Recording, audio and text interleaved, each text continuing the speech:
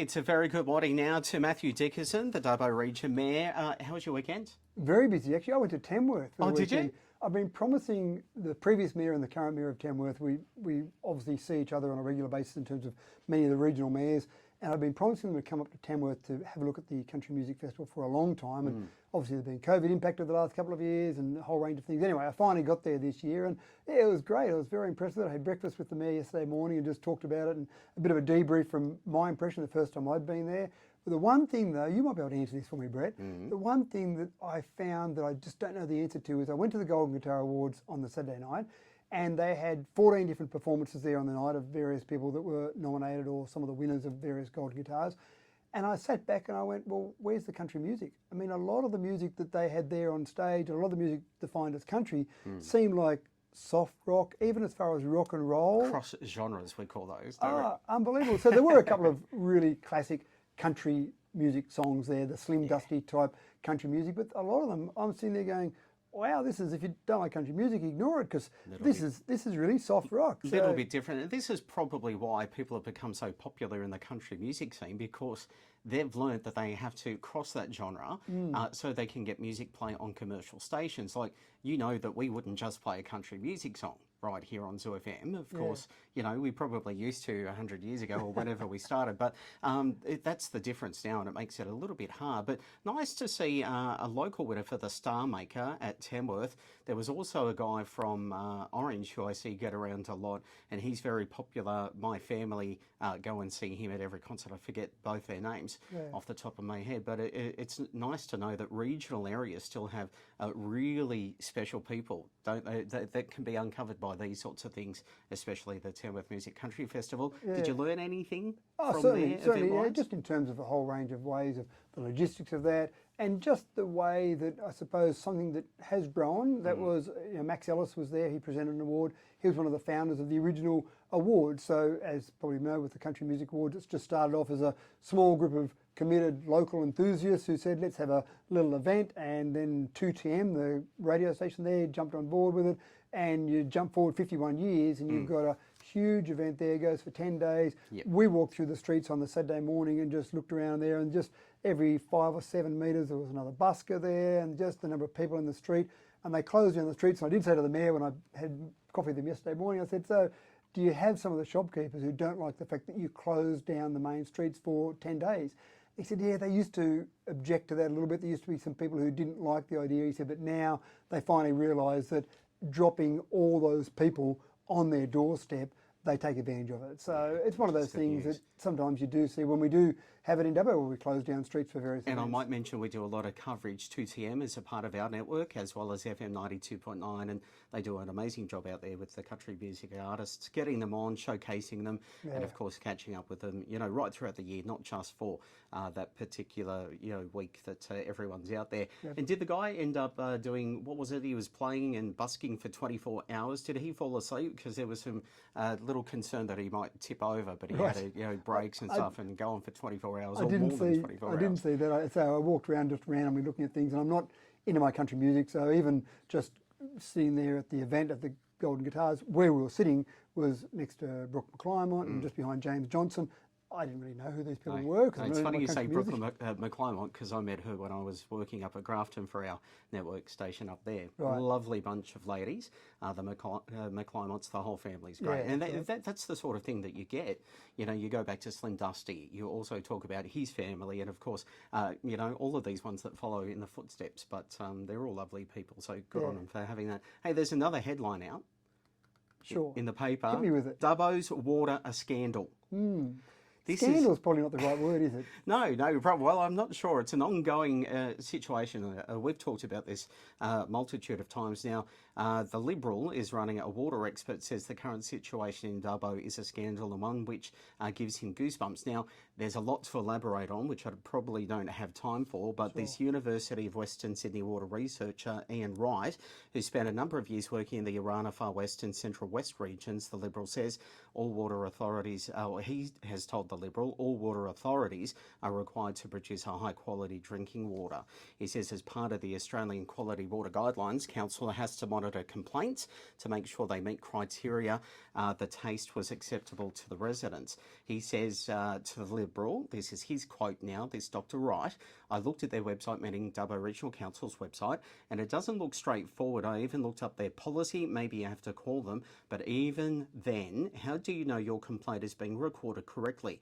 How would they know how many people are affected by the water issues unless they're recording it, Dr. Wright said. Now, this story says compared to Mudgee, Lithgow and Orange, he says the water quality in Dubbo had to be the worst with a high amount of sodium. What do you say to that when you read something like this? Well, the first thing is, I think, is the word scandal. Scandal infers some sort of impropriety or some sort of dealings that are not above board, and certainly that's ridiculous. But certainly there's been challenges, there's no doubt about it. And we've talked about those challenges. We've had a variety of challenges. We've talked about the fact that there's no fluoride. It's just over 4 years now there's been no fluoride in the water. That's a terrible situation, and obviously we're rectifying that. That's a situation that was a hangover from the previous council.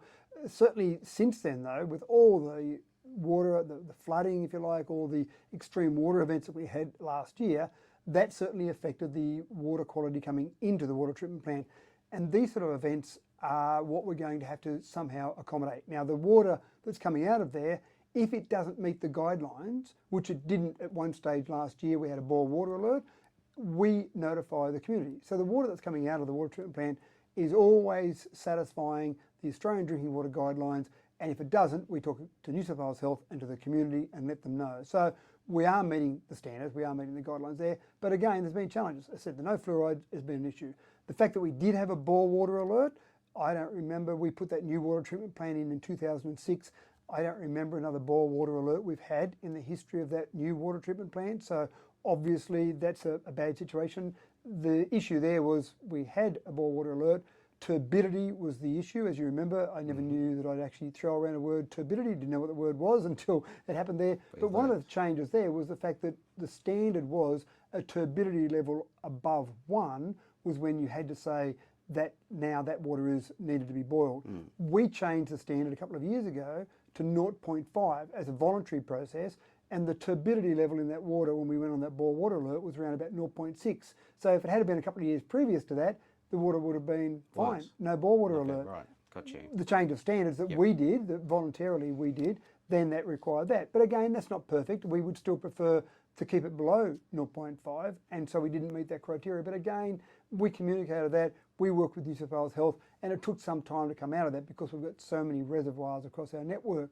So we know now we've got this geosmin problem where you've got that in the water naturally, but we've got more in the water now simply because we've got so much water that's being washed down from so many further areas around the river before it feeds into the water treatment plant. And that geosmin is that cloudy, that earthy smell that we're getting. That correct? earthy smell, yeah, the sort of taste and smell you get in the water. And again, we're working with New South Wales Health to see if there are ways we can take that out.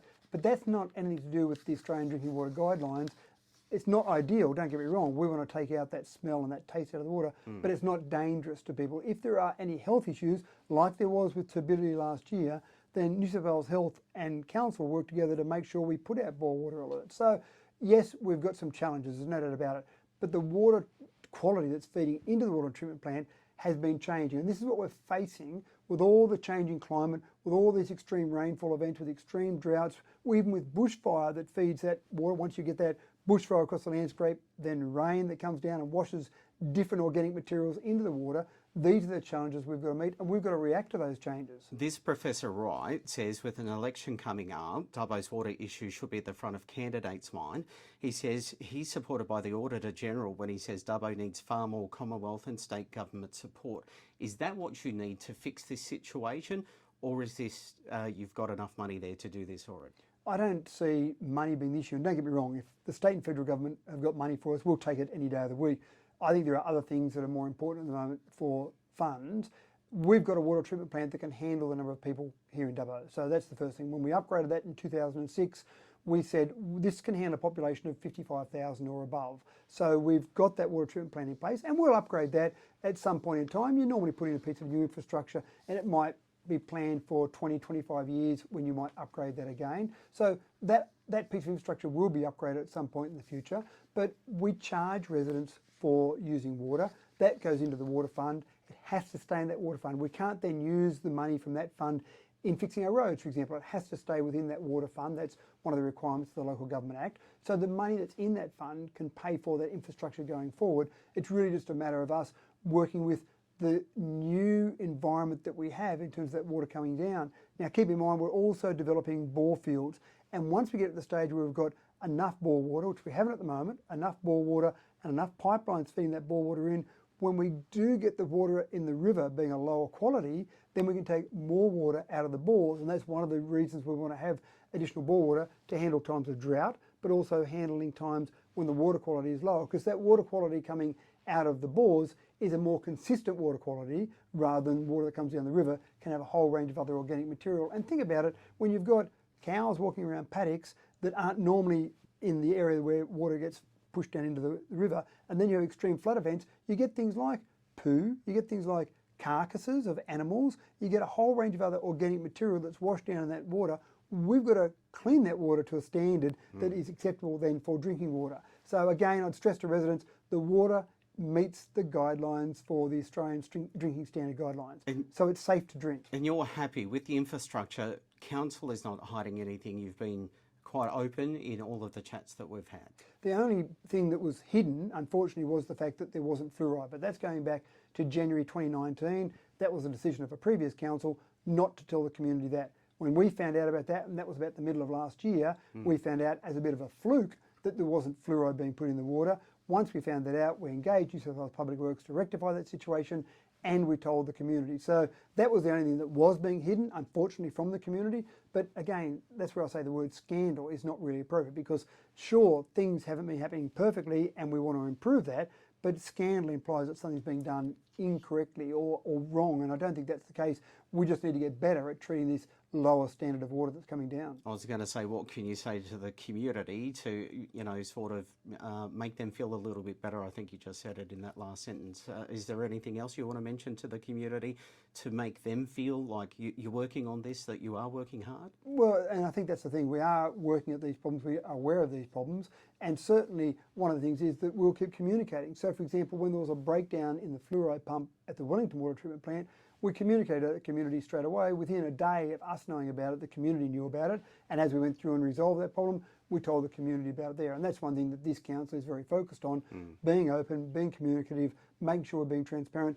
It is what it is. We can't not make something break down suddenly. We can have all the maintenance processes in place and be sensible with our infrastructure, but if a breakdown happens, it happens. It's not my water treatment plant, it's yours, it's the community's, so we will make sure we'll always communicate those things to the community. And with Wellington, you've obviously got that up and running again and it's being fluoridated, but you still have that part, the pump on order from Germany, correct? Correct, that's right. So that'll still come in somewhere in the middle of March, but we've got it going. Our staff have been clever enough to work out some cobbled together components to get that pump going on a short-term basis until the proper pump comes in from Germany. But again, if suddenly that breaks down again, we'll let the community know about it. So the community is well and truly aware of what's happening.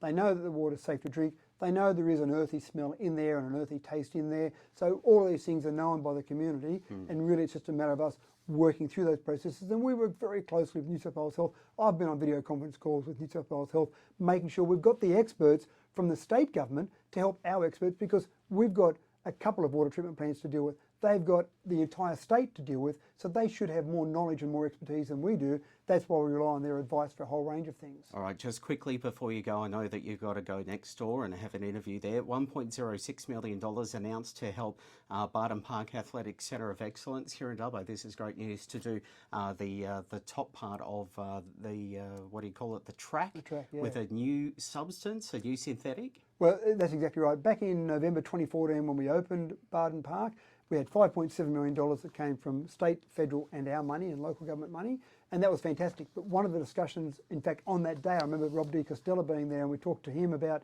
that and various other things, was that you've got this facility now, but you need to make sure you maintain this facility. And when we were looking at building that facility, we did some tours around Sydney and looked at some other tracks, and some of them we noticed a lot of wear on those tracks, and some of those people that manage those tracks said one of the issues is maintaining the track, maintaining all the facilities, and having the money to be able to continually do that. So we got $1.06 million from the state government last week, and so we'll then be able to resurface that track. And the track is still certified to international standard now. You've got some small amounts of wear in certain spots, but before it gets to the stage where you've got these big tracks being worn out, then we want to resurface that, and we'll plan that over the next year. We've got to work in with Dubbo Athletics Club, with all the schools, with the various championships. So we had country championships here on the weekend. So all those events to try and find the window to actually do that upgrade and make sure that's done. But the other thing is, I want to mention the local athletes that train on that track as well. If you go over to that track, you'll see signs that say, please don't train in the number 1 and number 2 lanes, because they're the ones that get the most wear on them. So when you're training over there, which it doesn't matter which lane you're training in, train in the outside lanes because they get less wear normally.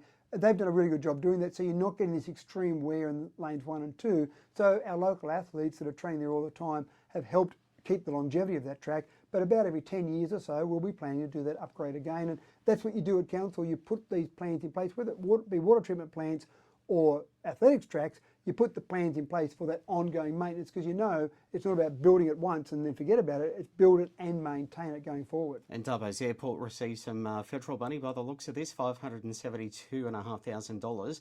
What will help? This is for the drainage or something? That's for drainage there, but I'm actually more excited about the money for Badangra Airport. So there's money for Dubbo Airport, which is fantastic, but Badangra, the airstrip down in Wellington, which is used for light aircraft, used for some testing of some new experimental aircraft that's going to happen shortly, but also used for drag races. So it gets multi-use.